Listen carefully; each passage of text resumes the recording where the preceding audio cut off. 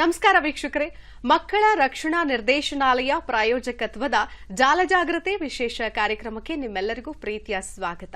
ವೀಕ್ಷಕರೇ, ಅಂತರ್ಜಾಲದ ಬಗ್ಗೆ ವಿಶೇಷ ಕಾಳಜಿಯನ್ನ ಹೊಂದಿರೋದು ತುಂಬಾನೇ ಅತ್ಯಗತ್ಯ. ಅದರಲ್ಲೂ ಮಕ್ಕಳು ಇತ್ತೀಚಿನ ದಿನಗಳಲ್ಲಿ ಅಂತರ್ಜಾಲದ ಕುರಿತಾದಂತಹ ಒಂದು ಮಾಹಿತಿಯ ಕೊರತೆ ಅಂತ ಹೇಳಬಹುದು. ಅದಕ್ಕೆ ಅಡಿಕ್ಟ್ ಆಗ್ತಾ ಇದ್ದಾರೆ. ಅದನ್ನ ಹೇಗೆ ಅವರನ್ನ ಅದರಿಂದ ಆಚೆ ತರೋದು ಅನ್ನೋದೇ ಒಂದು ದೊಡ್ಡ ತಲೆನೋವಿನ ಸಂಗತಿ ಅನ್ನೋ ತರ ಆಗೋಗ್ಬಿಟ್ಟಿದೆ. ಸೊ ಇವತ್ತಿನ ವಿಶೇಷ ಕಾರ್ಯಕ್ರಮದಲ್ಲಿ ಜಾಲ ಜಾಗೃತಿಯಲ್ಲಿ ಆ ಒಂದು ವಿಚಾರದ ಬಗ್ಗೆ ನಿಮಗೆ ತಿಳಿಸ್ಕೊಡ್ತೀವಿ. ಆದ್ರೆ ಈ ವಿಚಾರವನ್ನ ಮಾತನಾಡೋದಕ್ಕೂ ಮೊದಲು ಮಕ್ಕಳ ರಕ್ಷಣಾ ನಿರ್ದೇಶನಾಲಯದ ಬಗ್ಗೆ, ಅದರ ಜೊತೆಗೆ ICPS ಅಂದ್ರೆ ಸಮಗ್ರ ಮಕ್ಕಳ ರಕ್ಷಣಾ ಯೋಜನೆಯ ಬಗ್ಗೆ ಮಾತನಾಡೋದಕ್ಕೆ ಕಾರ್ಯಕ್ರಮ ವ್ಯವಸ್ಥಾಪಕರು ಮಕ್ಕಳ ರಕ್ಷಣಾ ನಿರ್ದೇಶನಾಲಯದ ಗೀತಾರಾಣಿ ಟೀಕೆ ಅವರು ನಮ್ಮ ಜೊತೆಗಿದ್ದಾರೆ. ಏನ್ ಹೇಳಿದ್ದಾರೆ ಬನ್ನಿ ನೋಡೋಣ.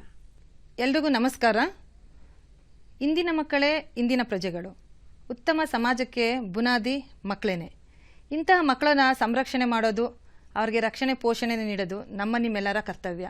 ಕೇಂದ್ರ ಸರ್ಕಾರದ ಯೋಜನೆಯಾಗಿ ಒಂದು ಕಾರ್ಯಕ್ರಮನ ಅನುಷ್ಠಾನ ಮಾಡಿದ್ರು. ಅದೇ ಕಾರ್ಯಕ್ರಮನೇ ಸಮಗ್ರ ಮಕ್ಕಳ ರಕ್ಷಣಾ ಯೋಜನೆ. ಈ ಯೋಜನೆಯಲ್ಲಿ ಬಾಲ ನ್ಯಾಯ ಕಾಯ್ದೆ 2015 ಹಾಗೂ ನಿಯಮ 2016ರ ಎಲ್ಲ ಕಾರ್ಯಕ್ರಮಗಳನ್ನ ಈ ಕಾಯ್ದೆಯ ಅಡಿಯಲ್ಲಿ ನಾವು ಅನುಷ್ಠಾನ ಮಾಡ್ತಾ ಇದ್ದೀವಿ. ಮಕ್ಕಳ ರಕ್ಷಣೆ ಮತ್ತು ಪೋಷಣೆಗಾಗಿ ಬೇಕಾಗಿರುವಂಥ ಎಲ್ಲ ಕ್ರಮಗಳನ್ನ ಕೂಡ ಈ ಒಂದು ಕಾರ್ಯಕ್ರಮದಲ್ಲಿ ತಗೊಳ್ತಾ ಹೋಗ್ತಾ ಇದ್ದೀವಿ. ನಮಗೆ ಬೇಕಾಗಿರುವಂಥದ್ದು ಅಂತ ಹೇಳಿದ್ರೆ ರಾಜ್ಯ ಸಂಪನ್ಮೂಲ ಯೋಜನೆ, ರಾಜ್ಯ ದತ್ತು ಸಂಪನ್ಮೂಲ ಏಜೆನ್ಸಿ, ಹಾಗೆಯೇ ಜಿಲ್ಲಾ ಮಟ್ಟದಲ್ಲಿ ಜಿಲ್ಲಾ ರಕ್ಷಣಾ ಘಟಕಗಳು, ಇವುಗಳನ್ನೆಲ್ಲದನ್ನು ಸ್ಥಾಪನೆ ಮಾಡಿ ಅದರ ಮುಖಾಂತರವಾಗಿ ಮಕ್ಕಳಿಗೆ ಬೇಕಾದಂತಹ ಎಲ್ಲ ಕಾರ್ಯಕ್ರಮಗಳು ಕೂಡ ಅನುಷ್ಠಾನಗೊಳ್ತಾ ಇದೆ. ಈ ಅನುಷ್ಠಾನದಲ್ಲಿ ದುರ್ಬಲ ಆದಂಥ ಮಕ್ಕಳುಗಳಾದಂಥ ಅನಾಥ ಮಕ್ಕಳು, ಪರಿತ್ಯಜಿಸಲ್ಪಟ್ಟ ಮಕ್ಕಳು, ದೌರ್ಜನ್ಯಕ್ಕೆ ಒಳಗಾಗಂಥ ಮಕ್ಕಳುಗಳು, ಹಾಗೆಯೇ ಬೇಡವಾಗಿ ಬೀದಿನಲ್ಲಿ ಬಿಸಾಕಿ ಅಥವಾ ತೆಗೆದಾಕಿರುವಂಥ ಮಕ್ಕಳುಗಳು, ನಮಗೆ ಬೇಡ ಅಂತ ಹೇಳಿ ಭಿಕ್ಷಾಟನೆಯಲ್ಲಿ ಅವರ ತಂದೆ ತಾಯಿಗಳು ದೌರ್ಜನ್ಯಕ್ಕೆ ಒಳಗಾಗಿ ಅಂಥ ಜನ ಜೈಲಲ್ಲಿ ಸೇರಿದಾಗ ಅಲ್ಲಿ ಉಳಿಯುವಂಥ ಅನಾಥ ಮಕ್ಕಳುಗಳು, ಹಾಗೇನೇನೆ ಭಿಕ್ಷಾಟನೆಯಿಂದ ರೆಸ್ಕ್ಯೂ ಮಾಡಿದಂತಹ ಮಕ್ಕಳುಗಳು, ಟ್ರಾಫಿಕಿಂಗಿನಲ್ಲಿಗೆ ಬಲಿಯಾದಂತಹ ಮಕ್ಕಳುಗಳು, ಈ ರೀತಿಯಾದಂಥ ಅನೇಕ ಸಮಸ್ಯೆಗಳಿಂದ, ದೌರ್ಜನ್ಯಗಳಿಂದ ಪರಿತಪಿಸುತ್ತಿರುವಂತಹ ಮಕ್ಕಳುಗಳನ್ನೆಲ್ಲರನ್ನು ಒಗ್ಗೂಡಿಸಿ ಅವರಿಗೆ ರಕ್ಷಣೆ ಮತ್ತು ಅವರಿಗೆ ಪೋಷಣೆ ನೀಡಿ ಪುನರ್ವಸತಿಯನ್ನು ಕೂಡ ನೀಡಲಾಗ್ತಾ ಇದೆ. ಮಕ್ಕಳ ರಕ್ಷಣಾ ನಿರ್ದೇಶನಾಲಯ ಕಳೆದ 1 ವರ್ಷದಿಂದ ಅನುಷ್ಠಾನಕ್ಕೆ ಬಂದಿದೆ. ಆ ಮಕ್ಕಳ ರಕ್ಷಣಾ ನಿರ್ದೇಶನಾಲಯದ ಕೆಳಗಡೆ ಸಮಗ್ರ ಮಕ್ಕಳ ರಕ್ಷಣಾ ಸೊಸೈಟಿ ಕೂಡ ಕೆಲಸ ನಿರ್ವಹಿಸ್ತಾ ಇದೆ. ಇವತ್ತಿನ ದಿನದಲ್ಲಿ ಏನಾಗಿದೆ ಅಂತ ಹೇಳಿದ್ರೆ ಈ ಮಕ್ಕಳು ಜಾಲತಾಣಗಳಿಗೆ ಬಲಿಯಾಗ್ತಿದ್ದಾರೆ. ಆದರೆ ಈ ರೀತಿಯಿಂದ ಆಗ್ತಾ ಇರೋಂಥ ಅಡ್ಡ ಪರಿಣಾಮಗಳು ಮಕ್ಕಳ ಒಂದು ಸುರಕ್ಷತೆಯ ಮೇಲೆ ಪ್ರಭಾವವನ್ನು ಬೀರ್ತಾ ಇದೆ. ಅವರಿಗೆ ಅಸಾಕ್ಷರತೆಯ ಭಾವನೆ ಕಾಡ್ತಾ ಇದೆ ಮತ್ತು ಅಲ್ಲಿಂದ ಆಗುವಂಥ ದೌರ್ಜನ್ಯಗಳಿಗೆ ಒಳಗಾಗ್ತಾ ಇದ್ದಾರೆ. ಇದನ್ನೆಲ್ಲ ಕಾಪಾಡಬೇಕು ಅಂತ ಹೇಳಿದ್ರೆ ನಾವು ಜಾಗೃತಿ ಮೂಡಿಸೋದು ತುಂಬ ಅವಶ್ಯಕವಾಗಿದೆ. ಎಲ್ಲ ಜನರಲ್ಲಿ, ಮಕ್ಕಳಲ್ಲಿ, ಸಾರ್ವಜನಿಕರಲ್ಲಿ, ಶಿಕ್ಷಕರಲ್ಲಿ, ಹಾಗೇನೇನೆ ಶಾಲಾ ಮಂಡಳಿಗಳಲ್ಲಿ, ಏಕೆಂದರೆ ಹೆಚ್ಚು ಹೊತ್ತು ಮಕ್ಕಳುಗಳು ಶಾಲೆಗಳಲ್ಲಿರ್ತಾರೆ, ಅಲ್ಲೂ ಕೂಡ ನಾವು ಈ ಒಂದು ಅರಿವನ್ನು ಮೂಡಿಸಬೇಕಾಗತ್ತೆ. ಆ ಎಲ್ಲ ಪರಿಣಾಮವಾಗಿ ಇವತ್ತಿನ ದಿವಸ ಒಂದು ಜಾಲ ಜಾಗೃತಿ ಕಾರ್ಯಕ್ರಮನ ನಮ್ಮ ಒಂದು ಈ ಮಕ್ಕಳ ರಕ್ಷಣಾ ನಿರ್ದೇಶನದ ವತಿಯಿಂದ ಹಮ್ಮಿಕೊಳ್ತಾ ಇದ್ದೀವಿ. ಈ ಸರಣಿನೇನೆ ಇವತ್ತಿನ ದಿವಸ ದೂರದರ್ಶನದ ಮುಖಾಂತರವಾಗಿ ನಾವು ಕಂಟಿನ್ಯೂಸ್ ಆಗಿ 4 ವಾರಗಳ ಈ ಸರಣಿಯನ್ನು ನಾವು ನಡೆಸ್ತಾ ಬರ್ತೀವಿ. ಇದು ಅರಿವಿಗಾಗಿ ಮಾಡ್ತಾ ಇರುವಂಥ ಒಂದು ಕಾರ್ಯಕ್ರಮ. ಇದೊಂದೇ ಅಲ್ಲದಲ್ಲೇನೆ ನಮ್ಮ ಒಂದು ಇಲಾಖೆಯ ವತಿಯಿಂದ 14499 1449 ಆಪ್ತ ಸಮಾಲೋಚನೆಗಾಗಿ ಉಚಿತ ದೂರವಾಣಿ ಸಂಖ್ಯೆ ಕೂಡ ಇದೆ. ನೊಂದಂತಹ ಮಕ್ಕಳು, ಬೇಸತ್ತಿರುವಂಥ ಪಾಲಕರು, ಅವರೆಲ್ಲರೂ ಕೂಡ ಯಾವುದೇ ರೀತಿಯಾದಂಥ ಮಗುವಿಗೆ ಸಂಬಂಧಿಸಿದಂಥ ಸಮಸ್ಯೆಗಳಿದ್ದಲ್ಲಿ ಮಗು ಮತ್ತು ಪಾಲಕರು ಯಾರು ಬೇಕಾದ್ರೂ ಅಪ್ರೋಚ್ ಮಾಡಿ ಇಲ್ಲಿ ಒಂದು ಆಪ್ತ ಸಮಾಲೋಚನೆ ಪಡಿಬೋದು. ಈ ಆಪ್ತ ಸಮಾಲೋಚನೆ ಸಂಪೂರ್ಣವಾಗಿ ಉಚಿತವಾಗಿದೆ. ಇದನ್ನು ನೀವು ಈ ಸದುಪಯೋಗನ ಕೂಡ ನಾವು ಬಳಸ್ಕೊಳ್ಬೇಕಾಗುತ್ತೆ. ಹಾಗೇನೇ 1098 ಮಕ್ಕಳ ಸಹಾಯವಾಣಿ, ಇದು ಕೂಡ ಮಕ್ಕಳಿಗೆ ಸಂಬಂಧಿಸಿದ್ದು. ಕಾಣೆಯಾದಂಥ ಮಕ್ಕಳು, ಯಾರು ಮಕ್ಕಳು ನಮಗೆ ಸಿಕ್ಕಿತ್ತಂತ ಹೇಳಿದ್ರೆ ಆ ಮಕ್ಕಳಿಗಾಗಿ ನಾವು ಈ 1098ಗೆ ಫೋನ್ ಮಾಡ್ತಂದ್ರೆ ಬಂದು ರೆಸ್ಕ್ಯೂ ಮಾಡ್ತಾರೆ. ಹಾಗೇನೇ ಭಿಕ್ಷಾಟನೆಯಲ್ಲಿ ತೊಡಗಿರೋಂಥ ಮಕ್ಕಳು ಕಂಡು ಬಂತಂತ ಹೇಳಿದ್ರು ನಾವು ಇಲ್ಲಿ ನೀವು ಅಪ್ರೋಚ್ ಮಾಡ್ಬೋದು. ಹಾಗೇನೇ ಇನ್ಸ್ಟಾಗ್ರಾಮ್ ಮುಖಾಂತರವಾಗೂ ನಾವು ಈ ಒಂದು ಅರಿವು ಕಾರ್ಯಕ್ರಮಗಳನ್ನ, ಅರಿವು ಮೂಡಿಸುವಂಥ ಮೆಸೇಜ್ಗಳನ್ನ ನಾವು ತಲುಪಿಸ್ತಾ ಇದ್ದೀವಿ. ನೋಡಿದ್ರಲ್ಲ ವೀಕ್ಷಕರೇ, ICPS ಏನ್ ಹೇಳತ್ತೆ, ಅದರ ಜೊತೆಗೆ ಮಕ್ಕಳ ರಕ್ಷಣಾ ನಿರ್ದೇಶನಾಲಯದ ಬಗ್ಗೆ ವಿವರಿಸಿದ್ರು. ಸೊ ಇದಾದ ನಂತರ ಅಂತರ್ಜಾಲದ ಬಗ್ಗೆ ನಾನು ಈಗಾಗಲೇ ನಿಮಗೆ ಹೇಳಿದೆ. ಅಂತರ್ಜಾಲ ಎಷ್ಟು ಉಪಯೋಗ ಇದೆಯೋ ಅದರಿಂದ ಅಷ್ಟೇ ಅನಾಹುತಗಳು ಸಂಭವಿಸ್ತಾ ಇದೆ. ಅದರಲ್ಲೂ ಮಕ್ಕಳ ಮೇಲೆ ವ್ಯತಿರಿಕ್ತವಾದಂತಹ ಪರಿಣಾಮ ಬೀರ್ತಾ ಇದೆ. ಇನ್ನು ಕೋವಿಡ್-19 ಶುರುವಾದಾಗಿಂದ, ಲಾಕ್ಡೌನ್ ಆದಾಗಿಂದ ಈಗ ಆನ್ಲೈನ್ ಶಿಕ್ಷಣ ಅನ್ನೋದು ಜಾಸ್ತಿ ಆಗಿದೆ. ಅದರ ಜೊತೆಗೆ ಎಲ್ಲಾ ಮಕ್ಕಳ ಕೈಯಲ್ಲೂ ಕೂಡ ಮೊಬೈಲ್ ಸರ್ವೇ ಸಾಮಾನ್ಯ, ಅನಿವಾರ್ಯ ಕೊಡೋದು ಅನ್ನೋ ತರ ಆಗಿದೆ. ಆದ್ರೆ ಅದನ್ನ ಕೊಟ್ಟ ನಂತರದಲ್ಲಿ ಯಾವ ರೀತಿಯಾಗಿ ದುಷ್ಪರಿಣಾಮಗಳನ್ನ ಬೀರ್ತಾ ಇದೆ, ಅದರಿಂದ ಏನೆಲ್ಲ ಸಮಸ್ಯೆಗಳನ್ನ ತಂದೊಡ್ತಾ ಇದೆ, ಪೋಷಕರ ಗಮನಕ್ಕೆ ಇದು ಬರ್ತಾ ಇದೆಯಾ, ಮಕ್ಕಳ ಮೇಲೆ ಹೇಗೆ ಪರಿಣಾಮ ಬೀರ್ತಾ ಇದೆ, ಈ ಎಲ್ಲ ವಿಶೇಷ ವಿಚಾರಗಳ ಬಗ್ಗೆ ತಿಳಿಸ್ಕೊಡೋದಕ್ಕೆ ನಮ್ಮ ಜೊತೆಗಿದ್ದಾರೆ ಕವಿತಾ ರತ್ನ ಅವರು, ನಿರ್ದೇಶಕರು the concern for working children ಸಂಸ್ಥೆಯಿಂದ ಇದ್ದಾರೆ. 30 ವರ್ಷದಿಂದ ಮಕ್ಕಳ ಹಕ್ಕುಗಳ ವಿಷಯದಲ್ಲಿ ಕಾರ್ಯಪ್ರವೃತ್ತರಾಗಿದ್ದಾರೆ. ಅವರನ್ನ ಕಾರ್ಯಕ್ರಮಕ್ಕೆ ಸ್ವಾಗತಿಸೋಣ. ಮೇಡಮ್ ನಮಸ್ತೆ, ಕಾರ್ಯಕ್ರಮಕ್ಕೆ ಸ್ವಾಗತ. ನಮಸ್ತೆ, ಥ್ಯಾಂಕ್ ಯು. ನೋಡ್ತಾ ಇದ್ದೀವಿ ಹೇಗೆ ಮೊಬೈಲ್ ಬಳಕೆ, ಅದರ ಜೊತೆಗೆ ಅಂತರ್ಜಾಲದ ಬಳಕೆ ಮುಂಚಿನ ದಿನಗಳಲ್ಲಿ ಏನಾದ್ರೂ ಕಲಿಯೋದಕ್ಕೆ, ಶಿಕ್ಷಣಕ್ಕೆ, ಸಂವಹನಕ್ಕೆ ಮಾತ್ರ ಸೀಮಿತ ಅನ್ನೋ ತರ ಆಗಿತ್ತು. ಆದ್ರೆ ಇದರಿಂದ ಎಷ್ಟು ದುಷ್ಪರಿಣಾಮಗಳು ಬೀರ್ತಾ ಇದೆ ಅಂತಂದ್ರೆ ಇತ್ತೀಚಿನ ದಿನಗಳಲ್ಲಿ ಎಷ್ಟೋ ಮಕ್ಕಳು ತಮ್ಮ ಪ್ರಾಣವನ್ನೇ ಕಳೆದುಕೊಳ್ತಾ ಇದ್ದಾರೆ, ಪೋಷಕರು ಕಂಗಾಲಾಗ್ತಾ ಇದ್ದಾರೆ. ಏನು ಈ ಲೆವೆಲ್ಗೆ ಅಂತರ್ಜಾಲದ ಬಳಕೆ ದುರುಪಯೋಗ ಆಗ್ತಾ ಇದೆಯಾ ಅನ್ನೋ ತರ ಆಗೋಗ್ಬಿಟ್ಟಿದೆ. ಮೊಟ್ಟ ಮೊದಲನೇದಾಗಿ ಅಂತರ್ಜಾಲದ ಬಳಕೆಯ ಬಗ್ಗೆ ಏನ್ ಹೇಳ್ತೀರಾ? ಇದು ತುಂಬಾ ಒಳ್ಳೆ ಕಾಳಜಿ ಇರುವಂತ ವಿಷಯ ನಾವ್ ಇವತ್ತು ಮಾತಾಡ್ತಾ ಇದ್ದೀವಿ. ನಾವು ಸಾಧಾರಣ ಮಕ್ಕಳ ಹಕ್ಕು ಬಗ್ಗೆ ಮಾತಾಡುವಾಗ ಮಕ್ಕಳಿಗೆ ಮಾಹಿತಿ ಹಕ್ಕಿದೆ, ಅವ್ರಿಗೆ ತಮ್ಮ ಅಭಿಪ್ರಾಯ ವ್ಯಕ್ತಪಡಿಸೋ ಹಕ್ಕಿದೆ ಅದು ಹೇಳ್ತೀವಿ. ಆದ್ರೆ ಅದ್ರ ಜೊತೆಗೆ ಮಕ್ಕಳಿಗೆ ರಕ್ಷಣೆ ಪಡೆಯುವಂತ ಹಕ್ಕು ಕೂಡ ಇದೆ. ಈಗ ನೀವು ಹೇಳಿದ ಹಾಗೆ ಒಂದು ಕಡೆ ಈ ಅಂತರ್ಜಾಲ ತೆರೆದುಕೊಂಡದ್ದು ಒಂದು ಇಡೀ ಪ್ರಪಂಚ ಮಕ್ಕಳ ಕೈಗೆ ಸಿಕ್ಕಿದೆ. ಆದ್ರೆ ಆ ಪ್ರಪಂಚದಲ್ಲಿರುವ ಬೇರೆ ಏನೇನ್ ಹುನ್ನಾರಿದೆ ಮತ್ತೆ ಆ ಪ್ರಪಂಚದಲ್ಲಿರೋ ಅನೇಕ ವಿಷಯಗಳಿಗೆ ಅವರು ಬಲಿಪಶುಗಳು ಆಗದೆ ಇರೋದು ಹೇಗೆ, ಇದನ್ನ ಗಮನಿಸುವಂತದ್ದು ನಾವು ಸತತವಾಗಿ ನೋಡ್ಬೇಕಾದಂತ ಪರಿಸ್ಥಿತಿ ಇವತ್ತು ಬಂದಿದೆ. ನಾವು ಮಕ್ಕಳ ಹತ್ರ ಮಾತಾಡ್ತಾ ಇರುವಾಗ ಅವ್ರು ಹೇಳಿದ್ರು, ಇದುವರೆಗೂ ಟೀಚರ್ಸ್ ಅವ್ರಿಗೆ ಹೇಳೋರಂತೆ ಮೊಬೈಲ್ ಮುಟ್ಬೇಡಿ ಹಾಳಾಗಿ ಹೋಗ್ತೀರಾ ಅಂತ. ಈಗ ಕೋವಿಡ್ ಸಂದರ್ಭದಲ್ಲಿ ಸಾಲಾನೋ ಸೋಲಾನೋ ಮಾಡಿ ಮೊಬೈಲ್ ತಗೊಳ್ಳಿ, ಪಾಠ ಕಲೀರಿ ಅನ್ನೋಂತ ಪರಿಸ್ಥಿತಿ. ಸೊ ಒಂದು ಹೊಸ ತಂತ್ರಜ್ಞಾನ ಮಕ್ಕಳಿಗೆ ನಾವು ಮುಟ್ಟಿಸ್ತಾ ಇದೀವಿ. ಆದ್ರೆ ಆ ತಂತ್ರಜ್ಞಾನದ ಸಾಧಕ ಬಾಧಕ ಮಕ್ಕಳಿಗೂ ಗೊತ್ತಿಲ್ಲ, ಮತ್ತೆ ನಮ್ಮಂತ ಪೋಷಕರಿಗೂ ಗೊತ್ತಿಲ್ಲ. ಯಾಕಂದ್ರೆ ಇದು ನಮ್ ಎಲ್ರಿಗೂ ಒಂದು ಹೊಸ ಪ್ರಾಣಿ, ಇದು ಹೆಂಗ ಅರ್ಥ ಮಾಡ್ಕೊಳ್ಬೇಕು ಅಂತ ಹೇಳಿ. ನೀವು ಇನ್ನೊಂದು ಮಾತು ಕೂಡ ಹೇಳಿದ್ರಿ, ಈಗ ಈ ಅಂತರ್ಜಾಲದಿಂದ ಮಕ್ಕಳು ಏನ್ ಮಾಡ್ತಾ ಇದಾರೆ, ಮಾಹಿತಿಯನ್ನ ಬಳಸ್ಕೊಳ್ತಾ ಇದಾರೆ, ಹೇಗೆ ಹೊಸ ಮಾಹಿತಿ ಪಡ್ಕೊಳ್ತಾ ಇದಾರೆ, ತಮ್ಮ ಮಾಹಿತಿ ಅದರಲ್ಲಿ ಶೇಖರಣೆ ಮಾಡ್ತಾ ಇದಾರೆ, ಸಂಗ್ರಹ ಮಾಡ್ತಾ ಇದಾರೆ, ಬೇರೆಯವ್ರ ಜೊತೆ ಸಂಬಂಧ ಕಲ್ಪಿಸ್ಕೊಳ್ತಾ ಇದಾರೆ. ಇಡೀ ಪ್ರಪಂಚ ಅವರ ಬೆರಳ ತುದಿಗಿದೆ. ಆದ್ರೆ ಇದರ ನಡುವೆ ತಮ್ಮನ್ನ ತಾವು ರಕ್ಷಣೆ ಮಾಡ್ಕೊಳ್ಳೋದು ಹೇಗೆ, ಮತ್ತೆ ತಮ್ಮ ಕಂಪ್ಯೂಟರ್ ಇರ್ಬೋದು, ತಮ್ಮ ಮೊಬೈಲ್ ಇರ್ಬೋದು, ಅದಕ್ಕೆ ಕೂಡ ಬೇರೆ ರೀತಿ ವೈರಸ್ ಅಟ್ಯಾಕ್ ಆಗದೆ ಇರೋದು ಹೇಗೆ, ಇದನ್ನ ಕಲ್ತ್ಕೊಳ್ಳುವಂತ ಅಗತ್ಯ ಅವರಿಗೆ ತುಂಬಾ ಇದೆ.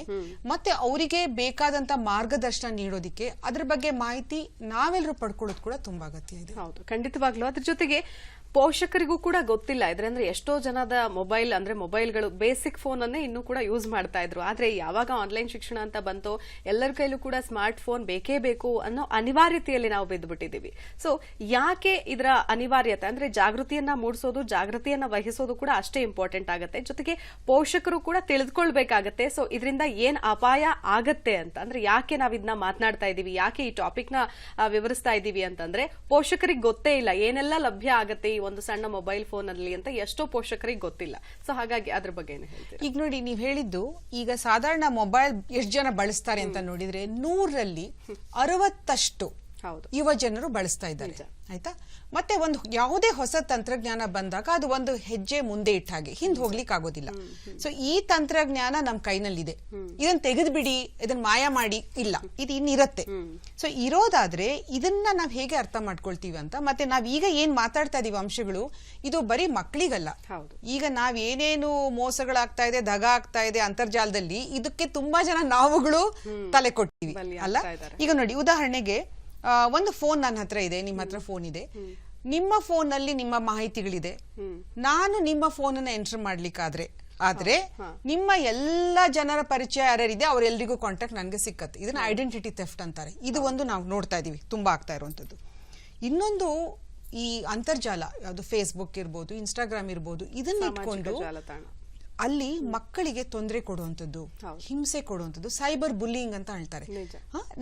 ನಿನ್ ಬಗ್ಗೆ ಕೆಟ್ಟ ಅಭಿಪ್ರಾಯ ಹೇಳ್ತೀನಿ, ನಾನು ನೀ ಚೆನ್ನಾಗಿಲ್ಲ ಅಂತ ಹೇಳ್ತೀನಿ, ಅಥವಾ ನೀನ್ ಹೀಗೆ ಮಾಡ್ದೆ ಹಾಗೆ ಮಾಡ್ದೆ ಅಂತ ಸುಳ್ಳು ಮಾಹಿತಿ ಕೊಡ್ತೀನಿ, ಇಂಥದ್ದು ಕೂಡ ನಡೀತಾ ಇದೆ. ಇದು ಕೆಲವು ಸರಿ ಅನುಭವಿಸ್ತಾ ಇರೋರಿಗೆ ಇದು ನನಗೆ ಮಾತ್ರ ಆಗ್ತಾ ಇದೆ, ನಾನು ಯಾರ ಹತ್ರ ಹೇಳ್ಕೊಳ್ಳಿ, ಅಥವಾ ನಾನೇನಾದ್ರೂ ತಪ್ಪು ಮಾಡಿದ್ನ ಅನ್ನುವಂತ ಗಾಬರಿ. ಸೊ ಸೈಬರ್ ಬುಲಿಂಗ್ ತುಂಬಾ ಮಕ್ಕಳಿಗೆ ನೀವು ಹೇಳಿದಾಗೆ ಜೀವ ತಗೊಳ್ಳೋವರೆಗೆ ಅದನ್ನ ಮಕ್ಕಳಿಗೆ ತಳ್ಳಿರುವಂತ ಉದಾಹರಣೆಗಳು ನಮಗೆ ಮುಂದೆ ಕಾಣ್ತಾ ಇದೆ. ಮತ್ತೆ ಇನ್ನೊಂದೇನಾಗಿದೆ ಅಂತಂದ್ರೆ ಸುಳ್ಳು ಮಾಹಿತಿಯನ್ನ ಹುಟ್ಟಿಸೋದು, ಮಾಹಿತಿಯನ್ನ ಹಂಚೋದು ಈಗ ತುಂಬಾ ಸುಲಭ ಆಗಿದೆ. ನಾ ಯಾರೋ ಇಬ್ರು ಹೊಡೆದಾಡ್ತಾ ಇರೋದನ್ನ ನಾನು ಫೋಟೋ ತೆಗೆದು ಯಾವುದೋ 2 ಧರ್ಮದವರು, ಜಾತಿಯವರು, ಮತ್ಯಾರೋ ಹೊಡೆದಾಡ್ತಿದ್ರು ಅಂತ ಹೇಳಿ ನಾನು 1 ನಿಮಿಷ ನಾನು ಕಳಿಸಿದ್ರೆ ನಾನು ನಿಮಗ್ ಕಳಿಸ್ತೀನಿ, ನೀವ್ ಇನ್ಯಾರಿಗೋ ಕಳಿಸ್ತೀರಾ, ಕ್ಷಣ ಮಾತ್ರದಲ್ಲಿ ಅದು 1000 ಜನಕ್ಕೆ ತಲುಪಿಬಿಡುತ್ತೆ. ಇದು ಸತ್ಯ ಮಾಹಿತಿನ, ಸುಳ್ಳು ಮಾಹಿತಿನ, ಇದ್ರ ಪರಿಣಾಮ ಏನು, ಇದನ್ನ ನೋಡುವಂತ ವಿವೇಚನೆ ಬರೀ ಮಕ್ಕಳಿಗೆಲ್ಲ ದೊಡ್ಡವರು ಕೂಡ ಇಲ್ಲ. ಸೊ ಯಾವುದೇ ಮಾಹಿತಿ ನನಗೆ ಬಂದ್ರೆ ಇದು ಸತ್ಯನ ಅಲ್ವಾ ಅಂತ ನಾನು ಹೇಗೆ ಅರ್ಥ ಮಾಡೋದಕ್ಕಿಂತ ಮುಂಚೆನೆ ಬೇರೆಯವ್ರಿಗೆ ಕಳಿಸ್ಬಿಟ್ಟಿರ್ತೀನಿ. ಮತ್ತೆ ನಾನು ವಾಪಸ್ ತಕೊಳ್ಳಿಕ್ ಆಗಲ್ಲ. ಇದು ಒಂದು ಸರಿ ಬಿಟ್ರೆ ಇದು ಹರಡ್ಬಿಡ್ತು, ವಾಪಸ್ ತಗೊಳ್ಳಿಕ್ ಆಗಲ್ಲ. ಮತ್ತೆ ಇಷ್ಟೇ ಅಲ್ಲ, ಈಗ ಇವತ್ತಾನೆ ನಾನು ಸುದ್ದಿ ನೋಡ್ತಾ ಇದ್ದೆ, ಕೇರಳದಲ್ಲಿ 14 ವರ್ಷ ಕೆಳಗಿನ ಮಕ್ಕಳಿಗೆ ಈ ಇನ್ಸ್ಟಾಗ್ರಾಮ್ ಅನ್ನ ಬಳಸಿ ಮಾದಕ ವಸ್ತುವನ್ನ ಮಾರುವಂಥದ್ದು, ಆ ಮಾದಕ ವಸ್ತು ಕೊಡ್ತೀನಿ ಅಂತ ಹೇಳಿ ಅವ್ರಿಗೆ ಅದ್ರ ಮೇಲೆ ಒಂದು ಡಿಪೆಂಡೆನ್ಸಿ ಕ್ರಿಯೇಟ್ ಮಾಡಿ ಅದನ್ನೇ ಇಟ್ಕೊಂಡು ಬಲಾತ್ಕಾರವರೆಗೆ ತಕೊಂಡು ಹೋಗಿರುವಂತ ಮಾಹಿತಿ ರಿಪೋರ್ಟ್ ಇದೆ ಇವತ್ತು. ಮತ್ತೆ ಇದು ಅಯ್ಯೋ ಅಲ್ಲೊಂದು ಇಲ್ಲೊಂದು ಅಲ್ಲ, ಇಂಥದ್ದು ಪದೇ ಪದೇ ಆಗ್ತಾ ಇದೆ, ನಮ್ಮ ಸುತ್ತಮುತ್ತ ಆಗ್ತಾ ಇದೆ. ಸೊ ಈ ಅಂತರ್ಜಾಲನ ಬಳಸಿ ನಾವು ಮಕ್ಕಳನ್ನ ಸೆಳ್ಕೊಳ್ಳುವಂಥದ್ದು, ಅವರಿಗೆ ತಪ್ಪು ಮಾಹಿತಿ ಕೊಡುವಂಥದ್ದು, ಮತ್ತೆ ಅವರಿಗೆ ಹೆದರಿಕೆ ಹುಟ್ಟಿಸುವಂಥದ್ದು, ಅವರ ಕೈನಲ್ಲಿ ಅಶ್ಲೀಲವಾದ ಕೆಲಸಗಳನ್ನ ಮಾಡುವಂಥದ್ದು, ಮಾಡಿಸಿದ ನಂತರ ಅದನ್ನ ಇಟ್ಕೊಂಡು ಬ್ಲಾಕ್ ಮೇಲ್ ಮಾಡುವಂಥದ್ದು. ನೋಡಿ, ಇದು ನಾನು ಹೇಳ್ತಾ ಇರೋವಾಗ ಇದು ಗಾಬರಿ ಹುಡ್ಸಕ್ ಹೇಳ್ತಾ ಇದೀವಿ ಅಂತ ಅಲ್ಲ, ಇದು ನಿಜ ಪರಿಸ್ಥಿತಿ. ಹಾಗಂತ ಕಂಗಾಲಾಗ್ಬೇಕಿಲ್ಲ, ಆದ್ರೆ ನಾವು ಕೆಲವು ಹೆಜ್ಜೆಗಳನ್ನ ತಕ್ಕೊಳ್ಳುವಂಥದ್ದು ಅತ್ಯಗತ್ಯ.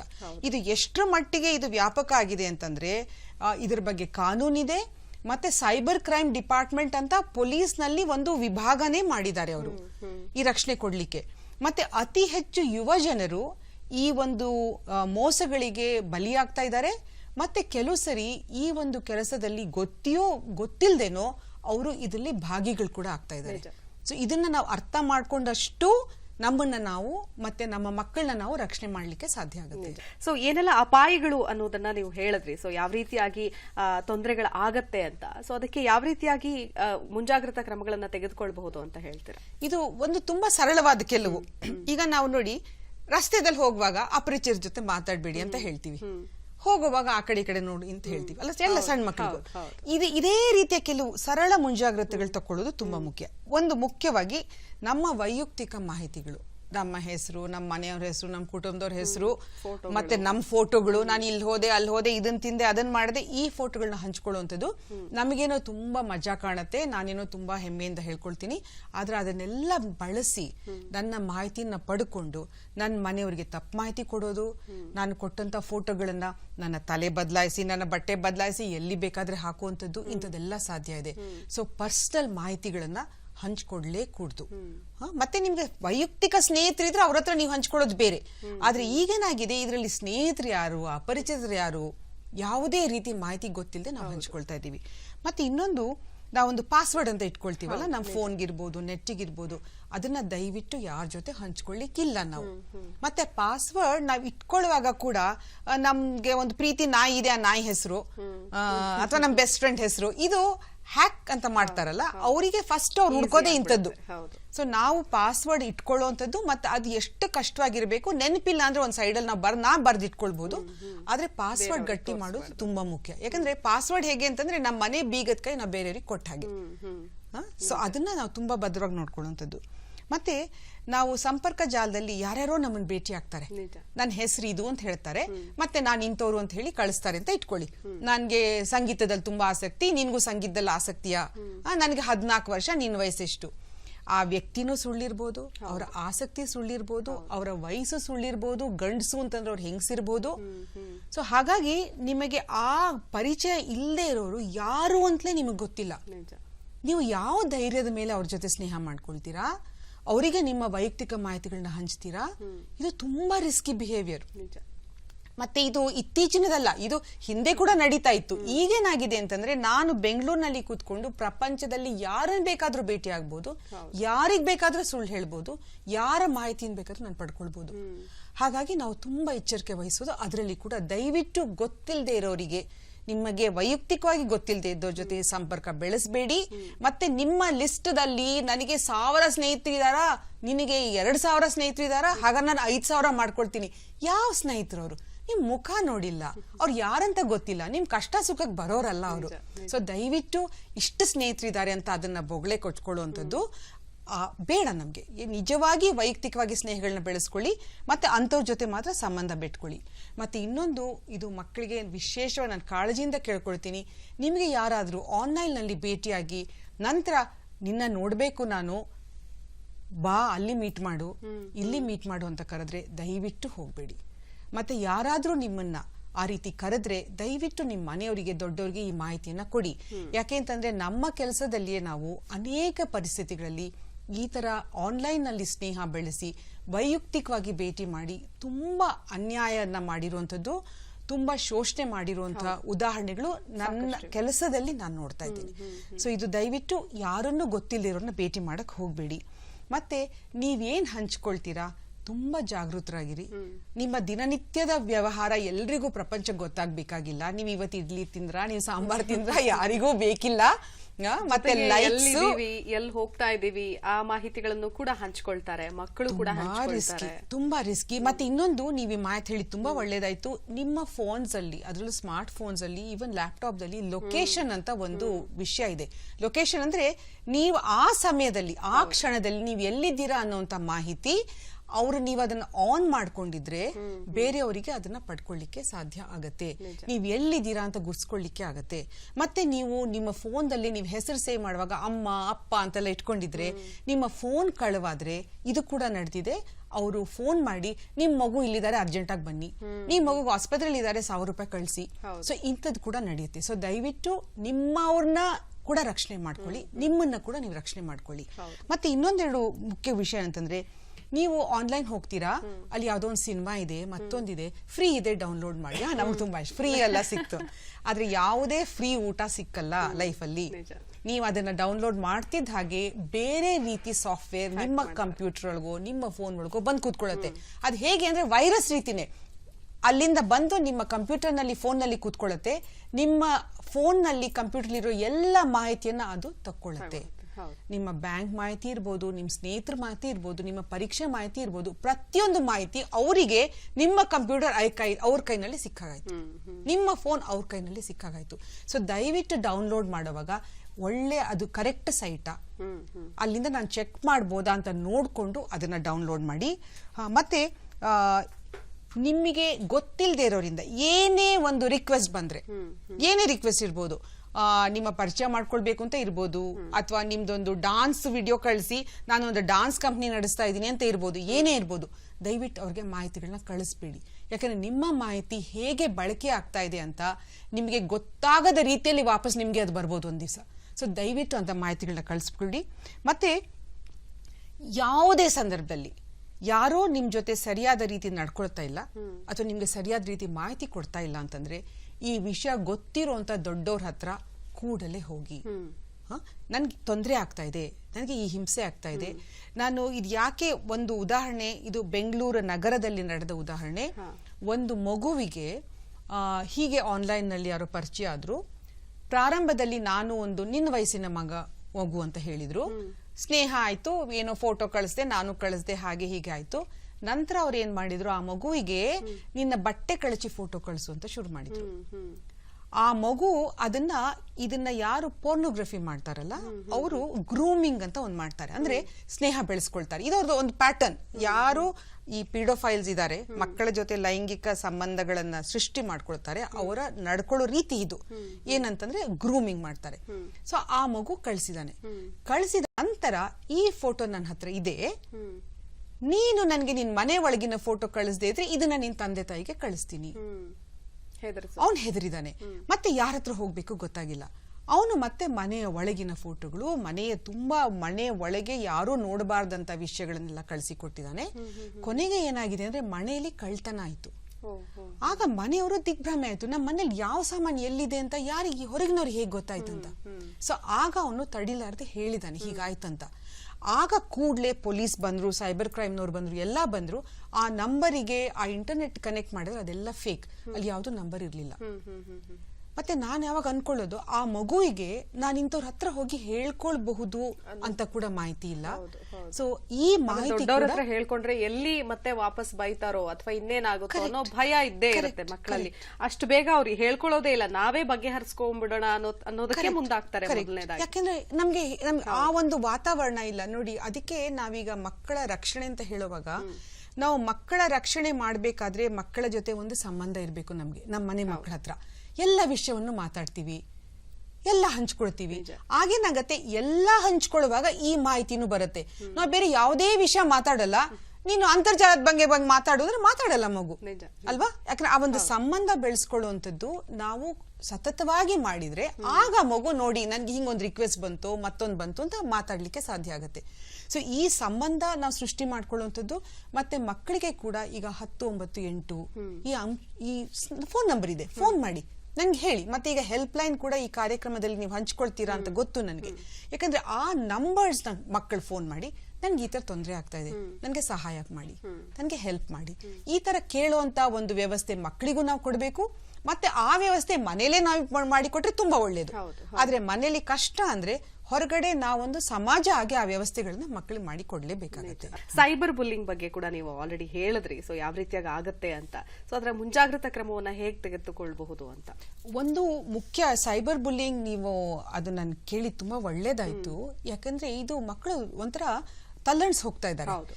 ಈಗೇನಾಗತ್ತೆ, ಈಗ ಬುಲ್ಲಿಂಗ್ ಅಂದ್ರೆ ಏನು, ಒಬ್ರು ಇನ್ನೊಬ್ಬನ್ ಬಂದು ಜಬರ್ದಸ್ತಿ ಮಾಡುವಂತದ್ದು. ಎದುರು ಬದ್ರು ಮಾಡುವಾಗ ಏನಾಗತ್ತೆ, ಅವರು ನಾವು ಒಂದೇ ಜಾಗದಲ್ಲಿ ಇರ್ಬೇಕು, ಅಲ್ಲಿ ಬೇರೆ ಯಾರು ಇರಬಾರ್ದು ಅಂತ ಕಡೆ ಇಂಥ ಬುಲ್ಲಿಂಗ್ ನಡೆಯುತ್ತೆ. ಒಬ್ಬ ಗಟ್ಟಿ ಇರೋರು ಒಬ್ಬ ದುರ್ಬಲರು ಅನ್ನೋರ್ ಮೇಲೆ ಒಂದು ದರ್ಪ ತೋರಿಸುವಂಥದ್ದು ನಡೆಯುತ್ತೆ. ಈ ಅಂತರ್ಜಾಲ ಏನಾಗಿದೆ, ನಾವು ಎಲ್ಲೆಲ್ಲೋ ಕೂತ್ಕೊಂಡು ಎಲ್ಲಿಗೆ ಬೇಕಾದ್ರೂ ಇನ್ನೊಬ್ಬರನ್ನ ರೀಚ್ ಮಾಡುವಂತ ವ್ಯವಸ್ಥೆ ಆಗಿದೆ. ಸೊ ನಾನು ಇಲ್ಲಿ ಕೂತ್ಕೊಂಡು ಇನ್ಯಾವುದೋ ಶಾಲೆಯ ಒಂದು ಮಗುವಿಗೋ ಅಥವಾ ನನ್ನ ಕೇರಿಯಲ್ಲಿರೋ ಇನ್ನೊಂದು ಹೆಣ್ಣು ಮಗುವಿಗೋ ನಾನು ಹೆದರ್ಸ್ಲಿಕ್ಕೆ ಸಾಧ್ಯ ಆಗುತ್ತೆ. ಮತ್ತೆ ಹೆದರ್ಸುವಾಗ ಸಾಧಾರಣ ಏನಾಗುತ್ತೆ, ಯಾರು ಬುಲ್ಲಿಂಗ್ ಮಾಡ್ತಾರೆ ಅಂತವರು ಸಾಧಾರಣ ಸ್ವಲ್ಪ ಶಕ್ತಿ ಜಾಸ್ತಿ ಇರೋರು ಅಥವಾ ಯಾವುದೋ ರೀತಿ ಸ್ವಲ್ಪ ಗಟ್ಟಿ ಇರೋರು ಇರಬಹುದು. ಆದರೆ ಸಾಧಾರಣವಾಗಿ ಬುಲ್ಲಿಂಗ್ ಮಾಡೋರು ನಿಜವಾಗಿ ನೋಡಿದ್ರೆ ದುರ್ಬಲರು ಅವ್ರ ದೌರ್ಬಲ್ಯ ಮುಚ್ಚ ಹಾಕ್ಲಿಕ್ಕೆ ಅವರೊಂದು ದರ್ಪ ಮಾಡ್ತಾರೆ. ಮತ್ತೆ ಅದನ್ನ ಅನುಭವಿಸುವಂತ ಮಕ್ಕಳು ಸಾಧಾರಣವಾಗಿ ಇಲ್ಲ ವಯಸ್ಸಿನಲ್ಲಿ ಸಣ್ಣವ್ರು ಇರ್ಬೋದು ಅಥವಾ ಬೇರೆ ರೀತಿಯಲ್ಲಿ ಅವರಿಗೆ ಹಿಂಜರಿಕೆ ಇರ್ಬೋದು. ಅಂತ ಮಕ್ಕಳ ಜೊತೆ ಬುಲ್ಲಿಂಗ್ ಆಗುವಂಥದ್ದು. ಫಸ್ಟ್ ಒನ್, ನಿಮ್ಗೆ ಯಾರಾದ್ರೂ ಬುಲ್ಲಿ ಮಾಡ್ತಾ ಇದ್ರೆ, ಈಗ ಫೋನ್ ನಲ್ಲಿ ಮೆಸೇಜ್ ಮಾಡಿಯೋ ಆನ್ಲೈನ್ ನಲ್ಲೋ, ಫಸ್ಟ್ ನೀವು ಮಾಡ್ಬೋದದ್ದು ಬ್ಲಾಕ್. ಎಲ್ಲ ಫೋನ್ ನಲ್ಲೋ ಅಥವಾ ಎಲ್ಲ ಆನ್ಲೈನ್ ನಲ್ಲಿ ಬ್ಲಾಕ್ ಅಂತ ಒಂದು ಆಪ್ಷನ್ ಇದೆ. ಬ್ಲಾಕ್ ಅಂದ್ರೆ ಇಲ್ಲ ತಡೆ ಹಿಡಿಯುವಂಥದ್ದು.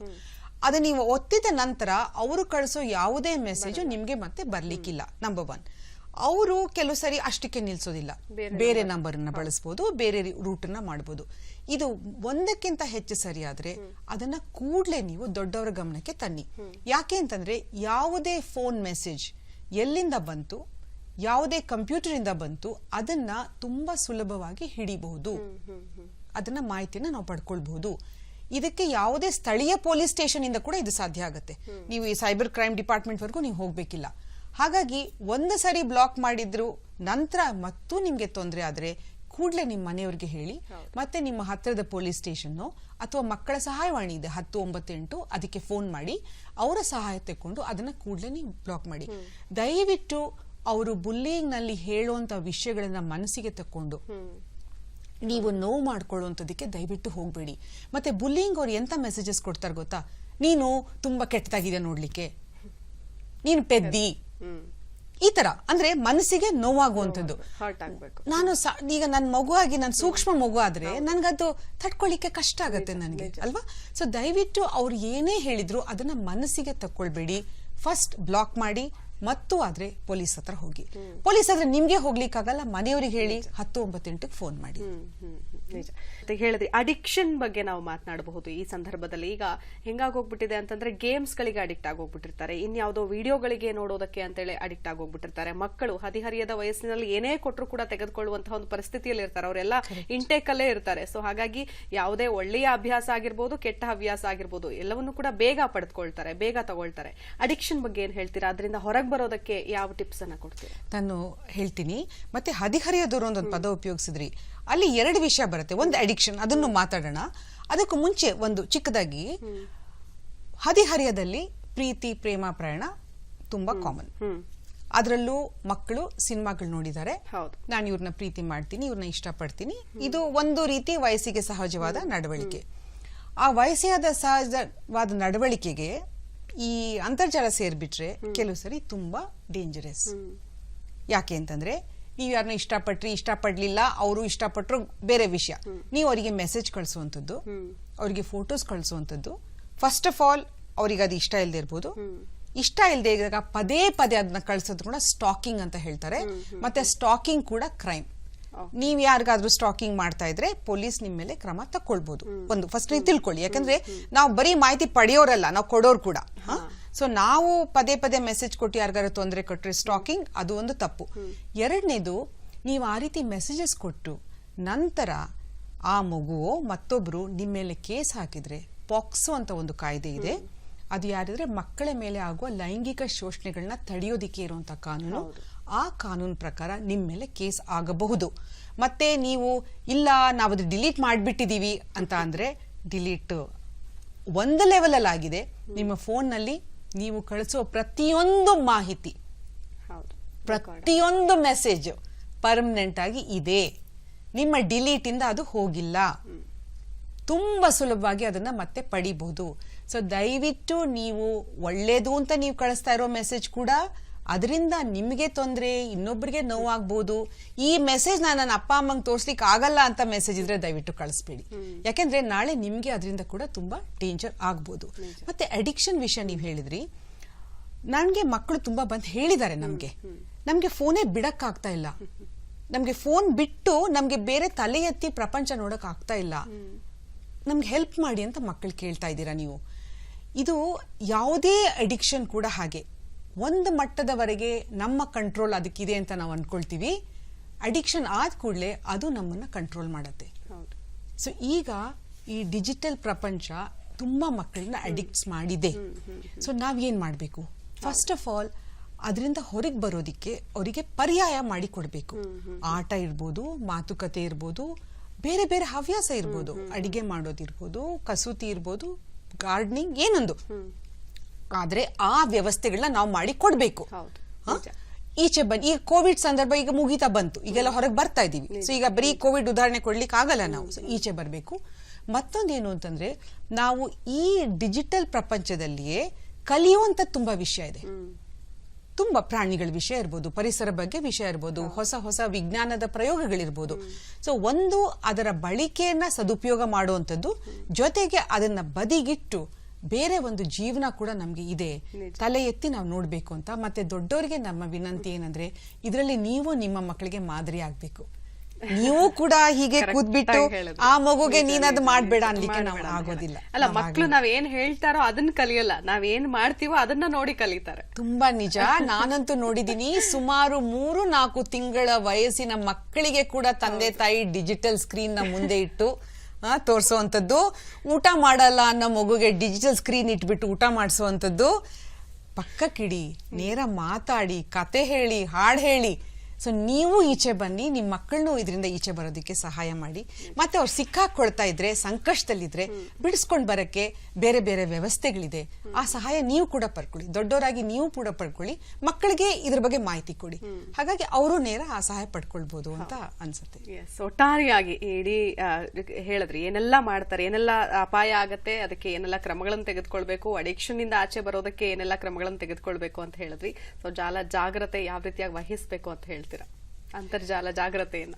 ಇದಿಷ್ಟು ಅಂಶಗಳನ್ನ ಒಂದ್ಸರಿ ನೆನ್ಪಿಟ್ಕೊಳ್ಳೋದ್ರೆ, ನನ್ನೊಂದ್ ಸಣ್ಣ ಪಟ್ಟಿ ಇದೆ, ಚೆಕ್ ಲಿಸ್ಟ್ ಇದೆ, ಅದನ್ನ ನೆನ್ಪು ಮಾಡ್ತೀನಿ. ಯಾಕಂದ್ರೆ ನಾವು ಪದೇ ಪದೇ ನೆನ್ಪು ಮಾಡ್ಕೊಳ್ಳುವಂಥದ್ದು. ಒಂದು, ಯಾವ ಪಾಸ್ವರ್ಡ್ ಅಂತ ಬಳಸ್ತೀರಾ, ರಕ್ಷಣೆ ಕೊಡ್ತೀರಾ, ಅದನ್ನ ಭದ್ರವಾಗಿರಿ. ಅದನ್ನ ನಿಮ್ಮ ಮನೆ ಬೀಗದ ಕೈ ಸೇಫ್ ಆಗಿಟ್ಕೊಳ್ಳಿ. ಮತ್ತೆ ನಿಮ್ಮ ಯಾವುದೇ ವೈಯಕ್ತಿಕ ಮಾಹಿತಿ ಇದೆ ಅದನ್ನ ಪಬ್ಲಿಕ್ ಆಗಿ ಕೊಡಬೇಡಿ. ಪಬ್ಲಿಕ್ ಅಂದ್ರೆ ನಿಮಗೆ ಗೊತ್ತಿಲ್ಲದೆ ಯಾರಿಗೆ ಕೊಟ್ಟರು ಅದು ಪಬ್ಲಿಕ್, ಅದು ಮತ್ತೆ ಅದು ಪರ್ಮನೆಂಟ್. ಸೊ ಅದನ್ನ ಏನೇ ನೀವು ಹಂಚ್ಕೊಳ್ಳಕ್ ಮುಂಚೆ ಅದ್ರ ಬಗ್ಗೆ 100 ಸರಿ ಆಲೋಚನೆ ಮಾಡಿ. ಮತ್ತೆ ನೀವು ಏನನ್ನ ಓದಿದೀರಾ, ಏನ್ ತಿಳ್ಕೊಳ್ತೀರಾ ಅದ್ರ ಬಗ್ಗೆ ಸ್ವಲ್ಪ ಆಲೋಚನೆ ಮಾಡಿ. ತುಂಬಾ ಹಿಂದೆ ಪ್ರಿಂಟ್ ಆಗಿದ್ರೆ ಅದು ಸತ್ಯ ಅಂತ ನಾವು ಅನ್ಕೊಳ್ತಾ ಇದ್ವಿ. ಈಗ ತುಂಬಾ ಜನ ಆನ್ಲೈನ್ ಅಲ್ಲಿ ಇದ್ರೆ ಅದು ಸತ್ಯ ಅಂತ. ಆನ್ಲೈನ್ ಅಲ್ಲಿ ಏನೇ ಬೇಕಾದ್ರೂ ನೀವು ನಾನು ಇವತ್ತೇ ಕೂತ್ಕೊಂಡು ಬರೀಬಹುದು, ಅದು ಸತ್ಯ ಆಗ್ಬೇಕಿಲ್ಲ. ಅದನ್ನ ನೀವು ಸತ್ಯ ಅಥವಾ ಅಸತ್ಯ ಅಂತ ನೀವು ತೂಕ ಮಾಡಿ ನೋಡೋದನ್ನ ಖಂಡಿತ ಮರಿಬೇಡಿ. ಮತ್ತೆ ಯಾವುದೇ ನೀವು ಕೂಡ ಬೇರೆಯವರಿಗಾಗ್ಲಿ ಕಳಿಸೋದಾಗ್ಲಿ ಅಥವಾ ರಿಸೀವ್ ಮಾಡ್ಕೊಳ್ಳೋದು. ಇನ್ನೊಬ್ಬರಿಗೆ ನೋವಾಗತ್ತೆ, ಇನ್ನೊಬ್ಬರಿಗೆ ಅದರಿಂದ ತೊಂದರೆ ಆಗತ್ತೆ, ಅದರಿಂದ ಹಿಂಸೆ ಆಗತ್ತೆ ಅನ್ನೋದಾದ್ರೆ ದಯವಿಟ್ಟು ನೀವು ಕಳಿಸ್ಬೇಡಿ. ನೀವು ಬಂದ್ರೆ ಅದನ್ನ ಬ್ಲಾಕ್ ಮಾಡ್ಕೊಳ್ಳಿ. ಮತ್ತೆ ಸಂತೋಷ, ತಮಾಷೆ, ಹಾಸ್ಯ ಅಂತ ಹೇಳಿ ಕೂಡ ನಾವು ಕಳಿಸೋವಂಥದ್ದು ಕೆಲವರಿಗೆ ತುಂಬಾ ನೋವಾಗ್ಬೋದು, ಅದರಿಂದ ತುಂಬಾ ತೊಂದರೆ ಆಗ್ಬೋದು. ದಯವಿಟ್ಟು ಅದನ್ನ ಗಮನದಲ್ಲಿ ಇಟ್ಕೊಳ್ಳಿ. ಮತ್ತೆ ನಿಮಗೆ ಗೊತ್ತಿಲ್ಲದವರಿಂದ ಫೋನ್ ರಿಸೀವ್ ಮಾಡೋದಾಗ್ಲಿ, ಅವರಿಗೆ ಮೆಸೇಜ್ ಕಳಿಸೋದಾಗ್ಲಿ, ಗೊತ್ತಿಲ್ಲದೆ ಬಂದ ಇಮೇಲ್ ಅಡ್ರೆಸ್ ಇಂದ ಡೌನ್ಲೋಡ್ ಮಾಡೋದಾಗ್ಲಿ ಮಾಡ್ಲಿಕ್ಕೆ ಹೋಗಬೇಡಿ. ದಯವಿಟ್ಟು ಬ್ಲಾಕ್ ಮಾಡ್ಕೊಳ್ಳಿ ಅದನ್ನ. ಮತ್ತೆ ಯಾರೇ ನಿಮ್ಗೆ ವೈಯಕ್ತಿಕವಾಗಿ ನಿಮ್ಗೆ ಪರಿಚಯ ಇಲ್ಲ ಅವರನ್ನ ಭೇಟಿ ಆಗ್ಲಿಕ್ಕೆ ಹೋಗ್ಬೇಡಿ ಹೊರಗಡೆ.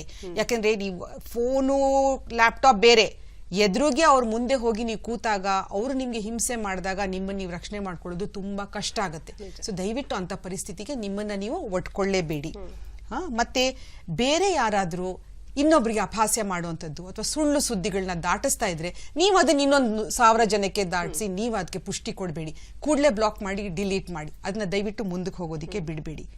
ಮತ್ತೆ ಇನ್ನೊಂದು, ಮಕ್ಕಳಿಗೆ ಒಂದು ಯಾವುದೇ ಮಾಹಿತಿ ಅಥವಾ ಮೆಸೇಜ್ ನಿಮ್ಮ ಮನೆಯವರಿಗೆಲ್ಲ ತೋರ್ಸಕ್ ಆಗಲ್ಲ ಅನ್ನೋಂಥದ್ದಿದ್ರೆ ಅದನ್ನ ಕಳಿಸ್ಬೇಡಿ.